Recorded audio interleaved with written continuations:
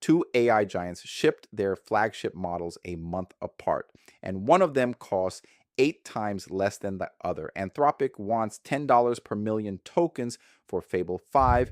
Elon Musk wants 2 for Grok 4.5. And if you believe the benchmarks, this is not even a contest. But I went through the launch data, the pricing sheets, and a 47 task head-to-head, and the real-world result is not what the benchmarks say. By the end of this video, you will know exactly which one deserves your money, and the verdict table at the end settles it in 10 seconds. Here is the whole video in one line. The benchmarks say a blowout, real work says it depends, and the gap between those two sentences is exactly where your money goes. Let me show you both sides. These two models are opposite bets about what you will pay for. Fable 5 landed on June 9th as Anthropic's smartest model ever, a new tier above Opus, built to work on its own for hours, and wrapped in the heaviest safety layer they have ever shipped, over 1,000 hours of red teaming without a single universal jailbreak. Grok 4.5 landed on July 8th, built on a brand new foundation with about 1.5 trillion parameters, trained alongside Cursor on tens of thousands of Blackwell GPUs, and Musk pitched it in one sentence: an Opus class model, but faster and cheaper. One company is selling you the ceiling, the other is selling you the deal. Now look at these numbers, because on paper this is brutal. Fable 5 posts an aggregate of 92 against 75, and the coding row is the widest gap on the whole sheet, 85.6 against 64.7, with 80% against 64.7 on SWE Bench Pro, the test built from real GitHub issues.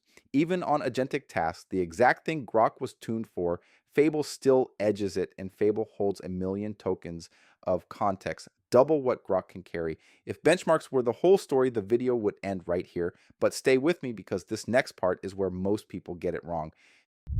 Here is what that coding gap looks like in practice. One outlet made the top models build the same interactive apps, including a spinning cube you can control in the browser and watch what happens on screen.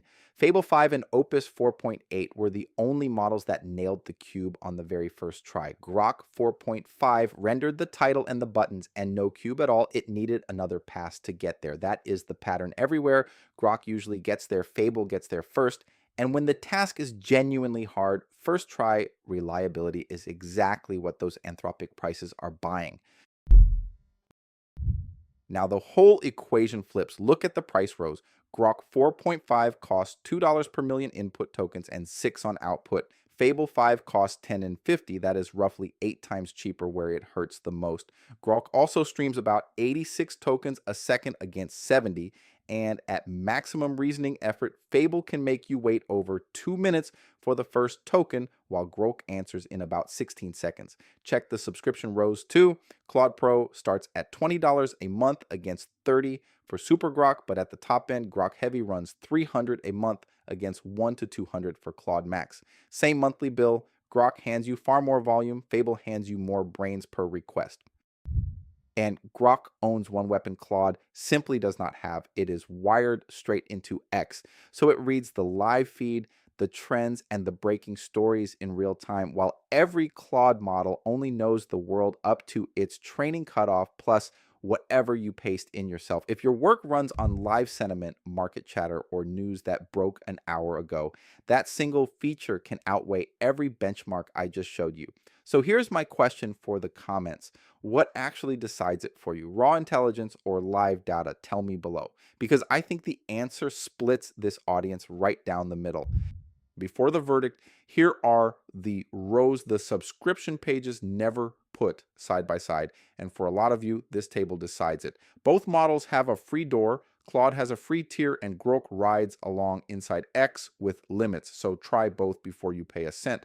Grok bundles voice agents with cloned voices and image generation right into the app, while Claude stays laser focused on text code and documents. If you live in an editor, Fable ships inside Claude code, and Grok was literally trained alongside Cursor and powers Grok build.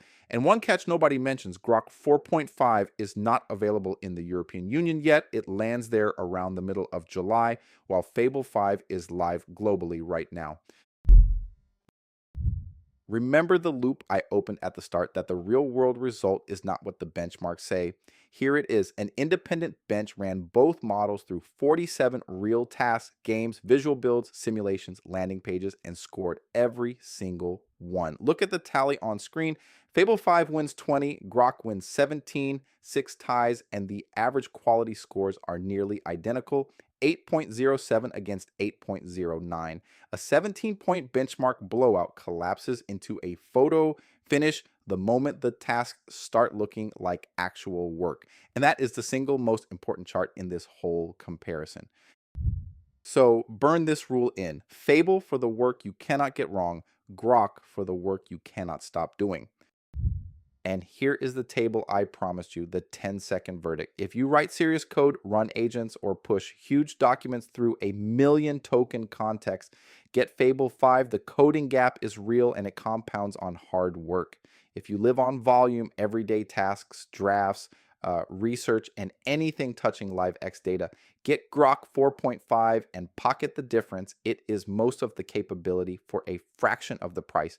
And if you watch what power users actually do, they stop choosing, they run both, and route every task to the cheapest model that can still finish it, which is honestly the answer the benchmarks were hiding all along.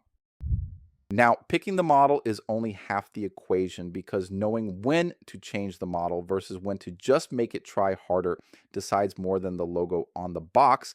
And I broke down exactly that model versus effort in this video right here. Subscribe, and I will see you in the next one.